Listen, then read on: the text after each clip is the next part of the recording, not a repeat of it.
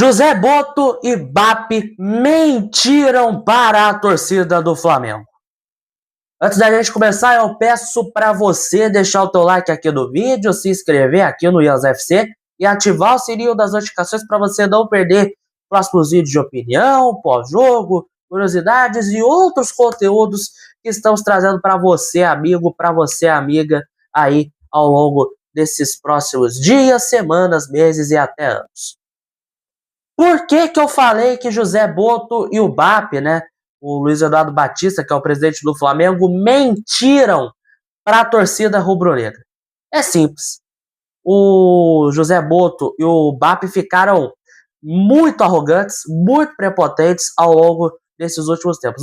O BAP já é arrogante e prepotente por natureza, isso é verdade. Desde os tempos que ele era apenas um diretor, ainda na época ali de Bandeira de Melo, de Rodolfo Landim.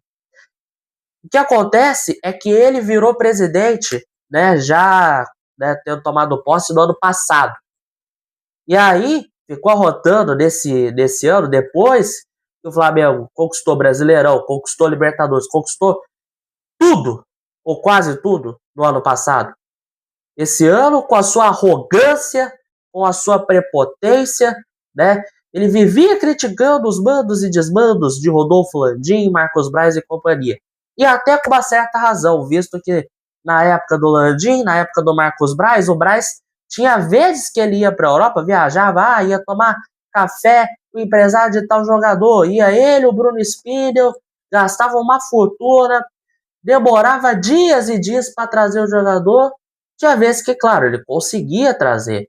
Ele conseguiu trazer ali Rafinha, conseguiu trazer Felipe Luiz em 2019. Aí, nos outros anos, trouxe vários jogadores badalados pro futebol brasileiro, pro Flamengo. Mas tinha vezes que ele saía de mãos vazias, saía chupando o dedo. E as negociações com o Zenit que o digam, né? Ele não conseguiu trazer Claudinho, não conseguiu trazer o Wendel, que eram nomes que em toda a janela de transferências eles apareciam. Mas voltando aqui ao BAP, voltando ao caso de BAP e de José Boto.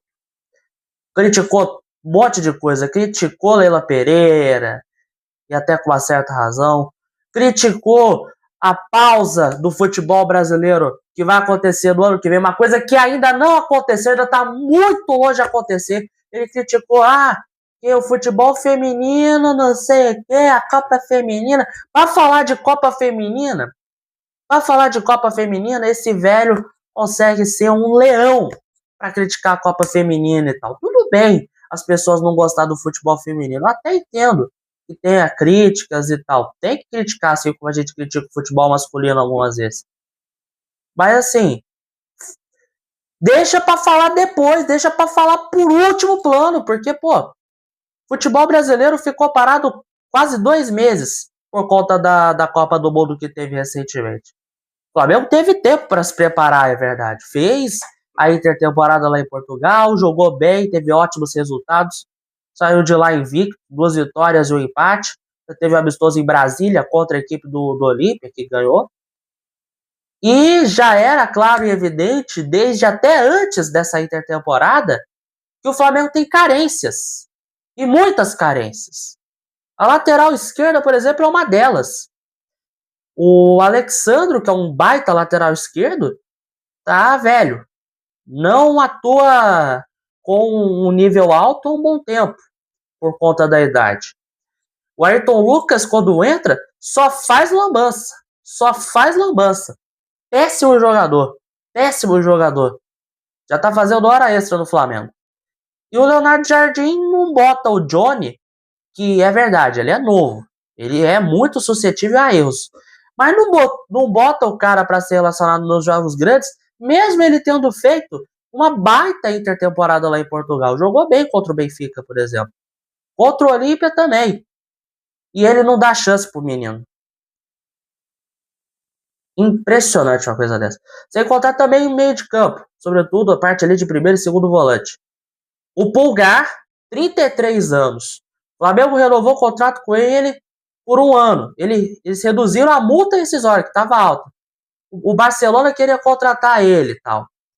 Aí agora que tá acabando o contrato, agora que tá vindo um monte de time caindo em cima dele, vão renovar de novo. Cara velho, muito suscetível a tomar cartões amarelos e até vermelhos. E eles renovam, e eles insistem, aumentando o salário, gastando o jogador velho, caro, que não vale a pena manter. Jorginho também já não tá sendo mais o mesmo. Everton Araújo, um moleque que ora tem boas atuações, outras vezes joga nada. Aí, do lado direito do ataque, tem o Gonzalo Plata, que é um bom jogador, mas ele tem vezes que tem muita desatenção. Acho que tá ali com a cabeça num outro lugar. O Luiz Araújo, que é uma porcaria. Do lado esquerdo, para substituir o Lino, tem o Cebolinha, que em 4 anos de Flamengo não mostrou pro que veio. Caro, bichado, ruim. E no ataque, centroavante, tem só o Pedro. E se o Pedro lesionar, tem o Alacian. E o Flamengo não trouxe ninguém. Não trouxe ninguém. Tentou trazer o Almada. Teve um dia que falaram assim, ó, já tá acertado, contrato de 3 anos, salário, não sei o quê. Aí o BAP e o Boto fazem merda na negociação. O Almada ainda tem a proposta do River Plate, que ele aceitou, deu ok, vai voltar a jogar lá no país dele, na Argentina. E aí o plano B, Luiz Henrique. Dizem que tinha dado ok, que o Flamengo ia pagar tal valor, não sei o quê. E aí no final o técnico do Zenit falou, ó, não chegou nada aqui não, tá? O Vene Casagrande, que é um baita jornalista, tá lá no SBT, ele disse assim, ó, o Flamengo não fez proposta nenhuma. O GE tá mentindo. E aí, quem tá errado? Quem tem a informação errada? Quem tem a informação certa? GE? O Vene? O técnico do Zenit? Ou a gente vai ter que acreditar no Boto e no BAP? O Flamengo empatou 2 vezes nos últimos jogos. Empatou com o São Paulo e empatou com o Inter. Contra o São Paulo até teve uma chance ali, uma chance lá, mas contra o Inter não jogou nada. Não jogou nada. Contra 2 times que estão em fases ruins. E aí a distância do Palmeiras, que é o líder do campeonato, pra gente só aumenta. Vai ficando mais distante o sonho do título brasileiro de novo. E na Libertadores, a gente vai pegar o Cruzeiro. O Cruzeiro que contratou o Gabriel Peck. Primeiro jogo o cara se lesionou, o Vitor Gabriel deu uma entrada mó violenta no Gabriel Peck, fraturou, tá fora. E aí o Cruzeiro contrata uma reposição pro reforço, que se eu não me engano é o Lucas Ferreira. Então assim, enquanto o Cruzeiro contratou o cara chegou, já se lesionou, tá contratando outro pra posição do cara. E o Flamengo nem isso. O Flamengo fica chupando o dedo porque não trouxe o Almada, não trouxe o Luiz Henrique, não trouxe o Zé Lucas, não trouxe ninguém. Não trouxe ninguém. Para um time que não tem demonstrado nada de bom nesses últimos jogos. Cheio de carências. Cheio de buracos. E aí o BAP vai lá na entrevista coletiva, vai lá antes do Flamengo e São Paulo, chamar a imprensa para fazer entrevista coletiva e mentir na cara dura. Mentir na cara de pau. O Boto dando entrevista falando, ironizando, falando assim, burro, não comprou a Almada. Burro, não comprou a Almada. É isso que você é, José Boto. Você é burro. Que trabalho medíocre. Na verdade, abaixo do medíocre que você tá fazendo no Flamengo. O BAP arrotando em entrevista falando, o Flamengo tem R$1 bilhão para contratar. Então por que você não abre os cofres? Por que você não foi atrás de reforços? O que aquele ucraniano do Scout tá fazendo? Veio de enfeite. Só pode. Veio de enfeite pro Flamengo.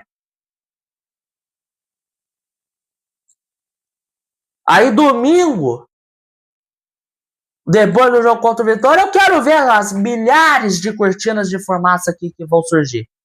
Na quarta-feira, depois do jogo contra o Cruzeiro, ou antes do jogo contra o Cruzeiro, eu quero ver as milhares de cortinas de fumaça, as milhares de mentiras que o José Boto e o presidente BAP vão nos presentear. Eu quero ver.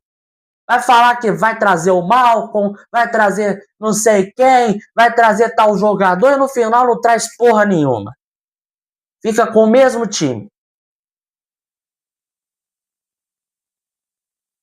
É impressionante. É uma vergonha. Um time bilionário do tamanho do Flamengo ter esse tipo de gestão mesquinha. Uma gestão patética. E aí renova com nomes que não estão jogando mais nada há anos, tipo Cebolinha, Ayrton Lucas, Pulgar, Saul, De La Cruz. De La Cruz que vai ficar no clube. Estavam falando que ele ia pro Peñarol, ia voltar a jogar no Uruguai. Um jogador que vive bichado, vive no departamento médico. Nem o Peñarol, que está em decadência, quis ele. Aí o Flamengo vai ter que pagar milhões de reais para manter um cara que não joga mais nada há anos. Que coisa impressionante. No sentido negativo. E ele falando, o que adianta você ter dinheiro em caixa se você não tem planejamento que faça que os jogadores cheguem a tempo aqui? Você tem dinheiro em caixa e você não tem de fato um planejamento. Faz tudo a moda Bangu.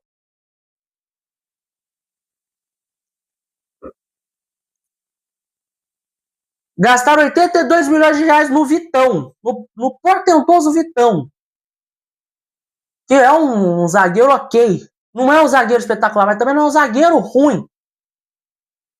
Mas não vale esse dinheiro todo.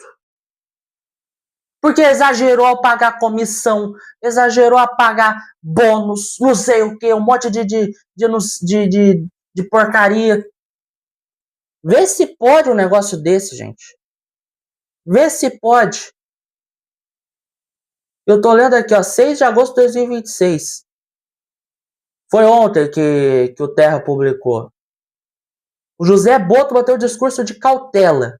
Abre aspas, nós não vamos pagar mais aquilo que devemos podemos. Em princípio, nós estamos negociando 3 jogadores. Não vou dizer quem são nem as posições. O treinador sabe quem são, porque ele que impede, o presidente também sabe. Vão demorar o tempo que for para ser necessário. Ah, brincadeira, José Boto. Aí hoje, saiu a notícia do GE. Boto vai além do teto estabelecido por BAP e negociação por Luiz Henrique fica travada. O português analisou 35 milhões de euros aos russos, mas não conseguiu oficializar acerto após o presidente brecar e reafirmar o limite de 25 milhões de euros para investir nessa janela. Que vergonha, hein? Que vergonha o que Dente Podre tá passando, hein? Que vergonha.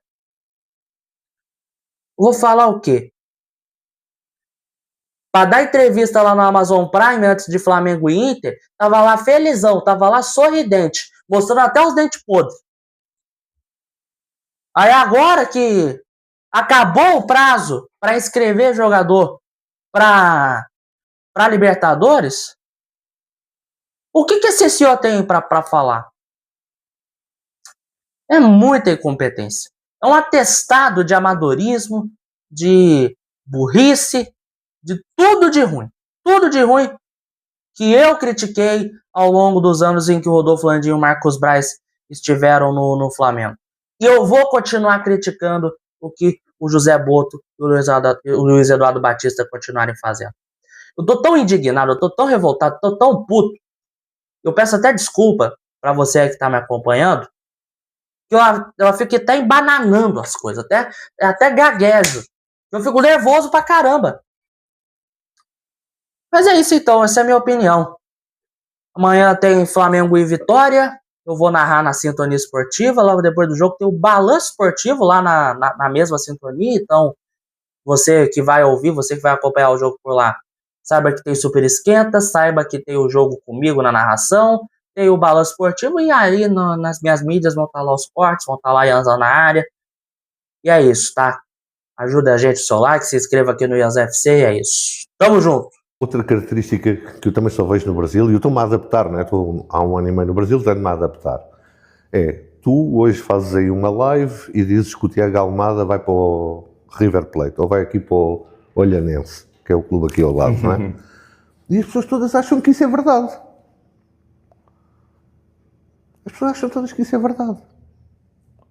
Não é? Depois é o burro, não compraram o Tiago Almada, o outro não comprou porque ele foi para o Olhanense e foi para o seu outro. Onde é que está que o Tiago Almada foi para o River? Tirando a imprensa. Se eu tiver que gastar R$1 bilhão para continuar ganhando a porra toda, eu posso gastar. Pode gastar. Planejamento. Então você pega Cruzeiro, Botafogo e Palmeiras. A janela abriu no dia 17 de julho no Brasil. Que dia que eles estrearam os jogadores? Dia 17 de julho. Eles trouxeram os jogadores no final de abril, no início de maio. Trouxeram os caras para cá, o cara ficou 30, 40 dias, esses caras ficaram treinando, fazendo uma pré-temporada separada. Vê se o Felipe Anderson contundiu no Palmeiras. Eles trouxeram jogadores que estrearam dia 17 de julho. Flamengo foi contratar jogadores faltando 2 dias para fechar a janela. Os caras chegam, e tinha gente que chegava e jogador que falou, não, estou pronto para jogar, se o professor quiser, domingo eu jogo. É, o Michael, né? Chegou, o jogador joga, lesionou. E se machucou. Certo? Então... Mas no caso do Flamengo não foi por conta de lesões, de traumas que aconteceu, que precisou ser feito essas contratações? Olha, eu vou te dizer, eu não acho que o elenco do Flamengo tivesse equilibrado ao longo do ano. Eu não acho que tivesse. A gente já tinha algumas carências identificadas no início do ano e que a gente dizia o seguinte, pô, se machucar alguém... Né? Em maio a gente dizia isso, em maio a conversa do Rubro Negro, o elenco da gente está curto, não é essa cocada preta toda que a gente acha que é. E aí aconteceu depois, e a gente contratou tarde. Então veja, do que adianta você ter dinheiro em caixa se você não tem um planejamento que faz com que os jogadores cheguem a tempo aqui? Olha a diferença do planejamento que o Botafogo fez e que o Flamengo fez no início do ano e no meio do ano. Então, assim, palmas para o Botafogo, que fizeram um trabalho mais competente que a gente, e eu entendo que a gente tem que aprender com os teus erros.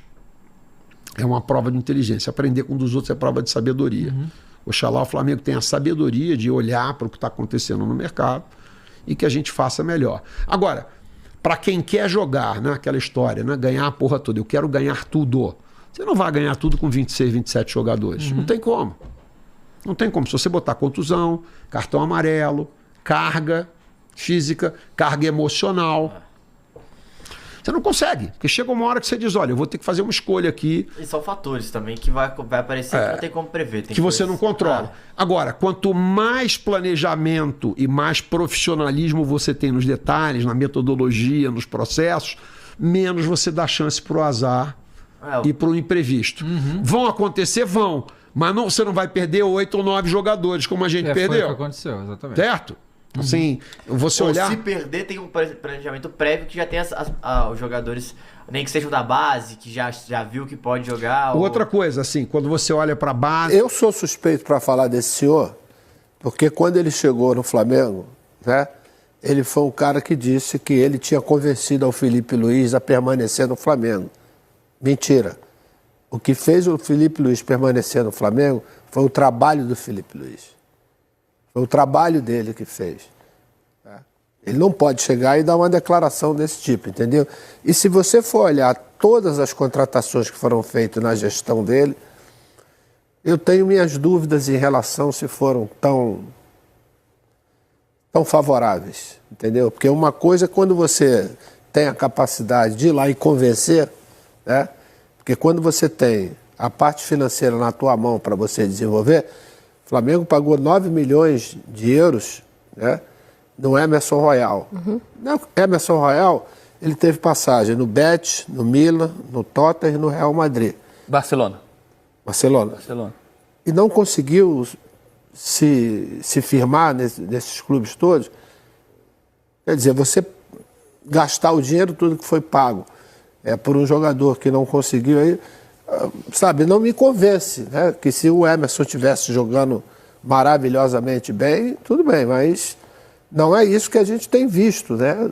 Do custo-benefício que foi feito. Então, esse é um tipo de contratação que não me convence muito, entendeu? E isso parte exatamente dele. Eu, por todo o conhecimento que tenho com amigos que são, inclusive, agentes da Europa, perguntei, vocês conhecem? Não conhecem José Bota.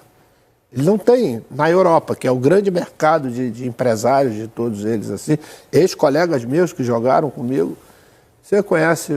Não conheço. Quer dizer, e usa dessa arrogância, dessa prepotência, o porquê. Eu quero ver os resultados, entendeu? Desse tipo de contratação. É fazer como fez o Atlético, lá de buscar o Leozinho, lá no Ercílio Luz. Isso, para mim, tem um valor muito grande. Mas quando você tem a carteira cheia para poder ir lá e pagar, Se o Flamengo for buscar